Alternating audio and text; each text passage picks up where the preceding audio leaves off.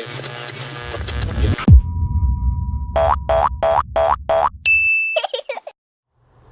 YouTube, Alyssa Forever here. So today I wanted to do a story time video. For those of you who have been following me for a while, know that I've been meaning to make a video about the time I went to jail. Now, your girl's been to jail a few times. In this particular story, it's going to be the first time I went. I'm going to be telling you guys about the time I was arrested when I was 12 years old. Now for this video, I am outside, so the lighting's going to be changing and the sound might be weird. You might hear cars in the background, but hey, hopefully that won't distract you from the story. Okay, so when I was in 5th grade, elementary school, I was 12 years old. I had this really close friend. Her name was Blossom.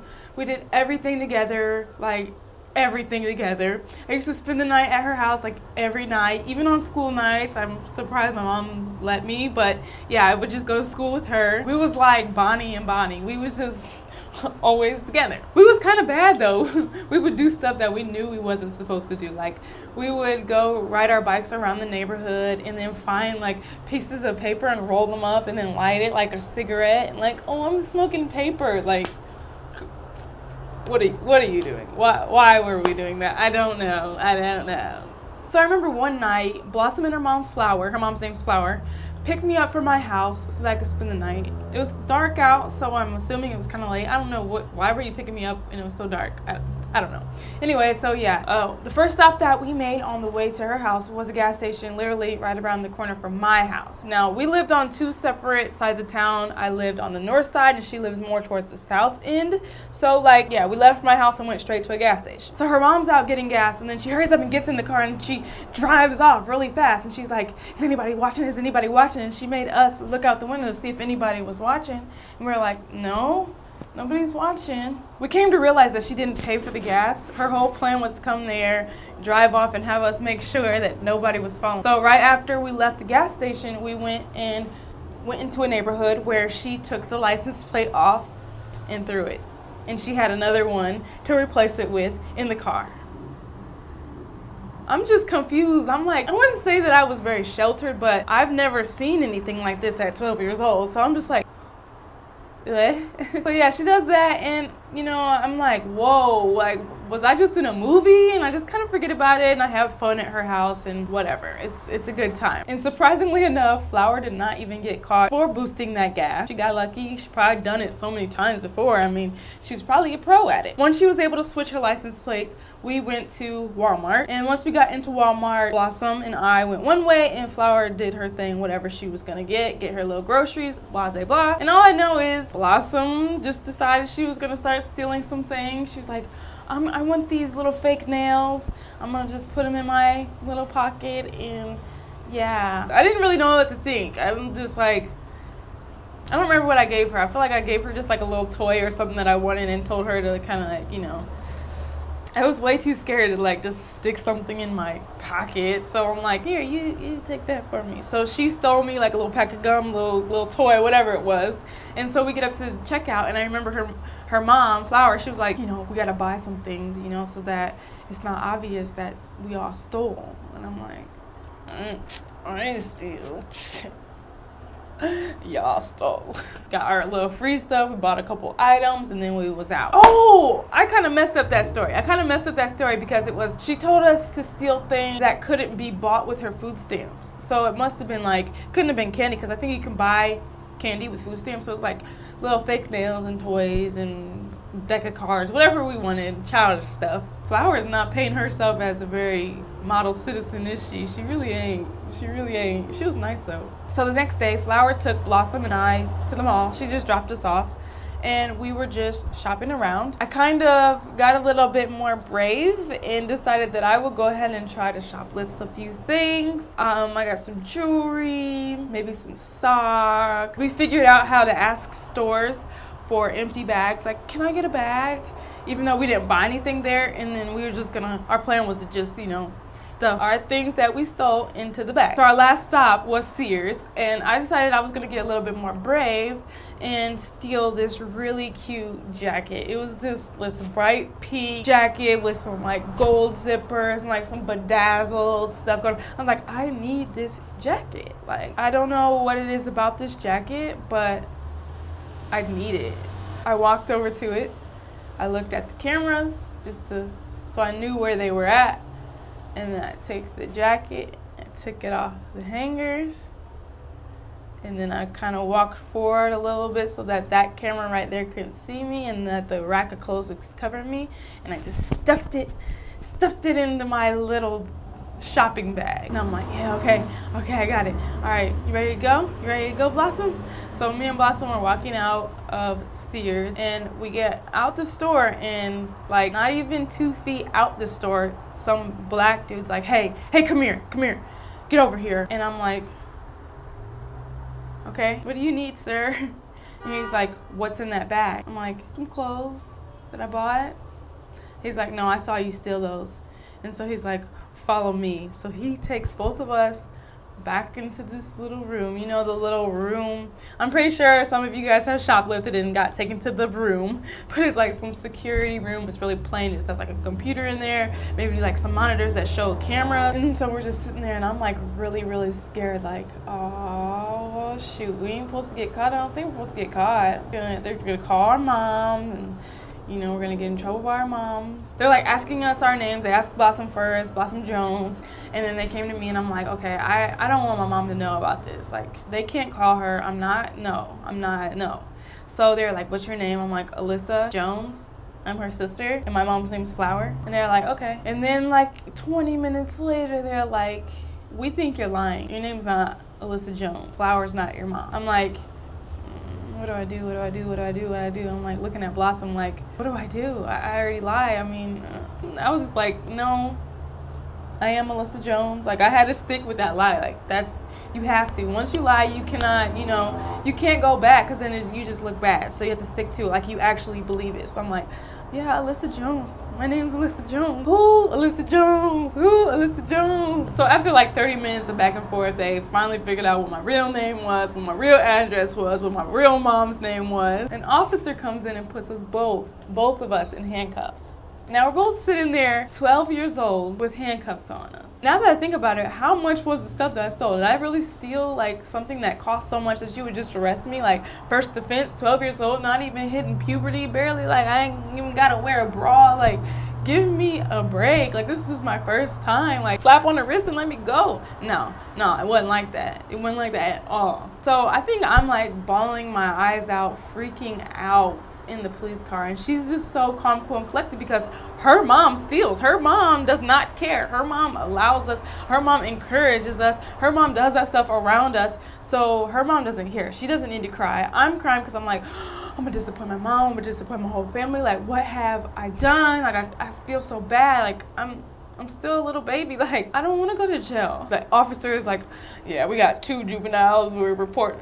What did they say? Like, oh yeah, we got 2 juveniles. We're on our way. One in dispatch. Whatever.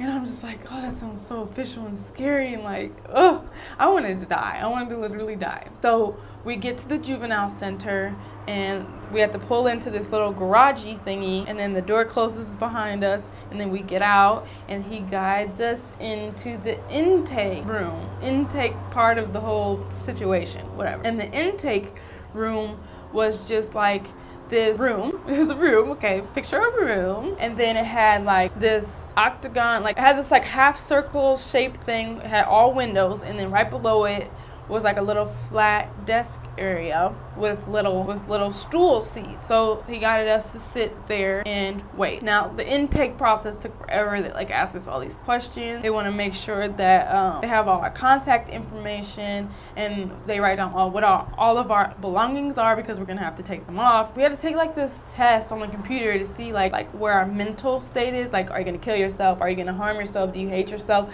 Like questions like that, so that they know to put you on suicide watch, or to, you know, if you're safe around other people, if you have anger issues, like they need to find out all that stuff. So anyway, like I'm just like so upset the whole time. I feel like I was crying the whole time. People was probably thinking I was just ridiculous. So I'm sitting down on one of those little benches facing a wall, and right above it is the windows of that half circle thing where other workers are in there, like, you know, evaluating us. I don't know what they're doing, but I feel like they're staring at me. So I'm just like kind of like this waiting for the next step because it seemed like I was there for hours, just so long, and my arm was handcuffed to where I was seated, so it's not like I can move, couldn't get up. Anyway, so I'm just sitting there and I hear, yeah, I gotta go on to my lunch break or something like that, and I recognize the voice. I recognize that voice, and I kind of look up. I look up into the reflection of the windows, and I notice my uncle. My uncle worked there, and I did not know he worked there. Why didn't I get the memo that my own uncle works at the juvenile facility? Like, why didn't you fill me in? So the whole time, like, he's like behind me doing stuff, and I'm just like trying to make sure, like, every time he moves that I move my head so he don't see me, he just sees my hair. And at that time I had a little bit of an afro. It wasn't this big, it was a little afro. So I'm like trying to hide behind my little afro. But now that I think about it, he had to have known it was me. Like, they have papers with my name on it. They probably been saying Wallace this, Wallace that. And we have the same last name, so I'm sure he would be like, we have the same name. Let me see who this is. Anyway, so they asked me, they're like, Wallace, get up. We're going to have you get up and go take your mug shot. So they had to come over and get me. And so luckily my uncle wasn't in the room at the time. So I went up, my little picture, and then they had me go pee in a cup. And it was so awkward. They had me pee in a cup with someone in there. So it's like this bathroom, this little bathroom. They had a female officer standing right there watching me pee in a cup. And I'm 12 years old. Like, this is criminal of them to do this to a little child. Like, I had to do all this. Like, this is an invasion. This was just horrible to me because I was such a sweet and innocent little girl, and I never would do anything like this on my own. It just wasn't in my character. And to be going through all this, it was just like crazy. It was crazy. After I peed in the cup, they had me change into these orange clothes, solid orange pants, and a solid orange just shirt, kind of like a nurse's thingy. And they gave me shoes to wear too, nasty shoes. They gave me underwear. They gave me like a little sports bra thing, and they gave me like an undershirt so that I could sleep in it. They took us both back into like the intake unit where we would sleep. Now, as soon as we got in there, they made us take a shower. And yes, we had to take a shower together. It was like a little room with 2 shower heads, cement floor, cement walls, disgusting. It just smelled really gross. And they made us both go in there together and take a shower. Now, when this water comes out, you guys, it's not a nice shower. You know, it's not nice. It's a mist. It's like a and when that mist comes out, it's freezing cold. Like, no matter how hot the water is, when the mist spreads out and comes down to you, it's always going to be cold. You have this rag. You hold your rag like this, and they give you a couple pumps of soap, and then you have to use that for everything, even to shampoo your hair. But I was like, I'm not shampooing my hair, you know. So I'm like washing everything, and then they're like, come here. And they're like, tilt your head down. So I had to tilt my head down. All I know is they poured this stuff all down my hair, and I seen it dripping down. It was like a greenish color. And I'm like, what is this? And they're like, we have to make sure you ain't got lice or something like that. It was, I don't know, it was to kill all bacteria or something. So I'm like, and they're just like pouring it all down me, and it's freezing cold, and then I had to go wash that out. You can imagine how like natted and knotted my hair was after that, because they didn't have no combs, they didn't have no conditioner, they didn't give me no grease, they didn't give me nothing. It was just, there you go. After that awkward experience of seeing my 12-year-old friend butt naked, they took us to our cell. We went to different cells. I was celled with another person, and I had to sleep on the floor on this little cot. When I got into my little cell, they have a toilet in there that you have to use with, even though you have a roommate, you still have to use it with your roommate. Awkward. So yeah, I started talking with the girl, and she started telling me how things work in the jail, because I'd never been there, and she was just asking me about what happened, and I asked her about what happened in her situation. I don't remember who she was or what she did, but yeah, we're just talking. And so like hours go by, probably like 2 hours. They finally bring me out to have my phone call. So I call my mom. I'm so scared to call her. I started crying before I even dial the damn number. And she picks up. She's like, what, Liz? Oh, she's like really upset. She had like this tone that I identify it. I know when she's upset with me. It made me really upset. So then like another hour after that, I see Blossom getting up. They let her out of her cell, and she was walking over, and it looked like she was getting her clothes back. They were giving her clothes back, and she was about to go put them on. So basically, Flower got Blossom out of jail that quick. She gets to go home, and I was just stuck here. My mom was not coming to get me. That was just the situation. She got to go home. I had to stay. So luckily this didn't happen on a weekend. The next morning, I had court, and Blossom did too, but not in the same room. We were 2 separate cases. I remember before court, they got us up like at 6 a.m. Everybody got up and we all came outside of our rooms, and there was little tables, and they gave us breakfast, which was disgusting. I didn't touch it.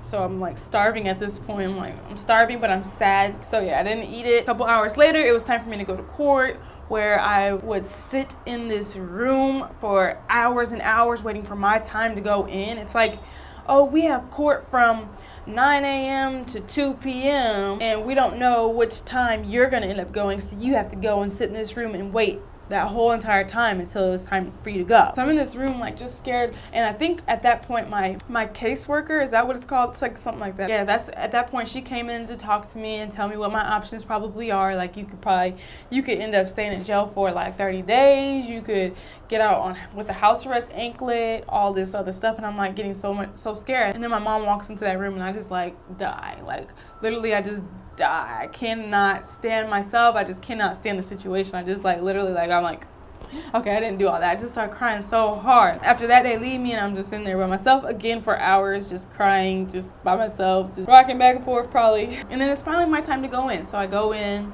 and I have to sit on the stand. It's like, this is legit jail. Like, it's not different from the adult prison. It just has kids there. So it's no different. They treat you like shit the same. Everything is the same except for the age of the people that are there. So I'm sitting on a legit stand. The judge is right, next to me, asking me all these things. I'm just like, yes, ma'am.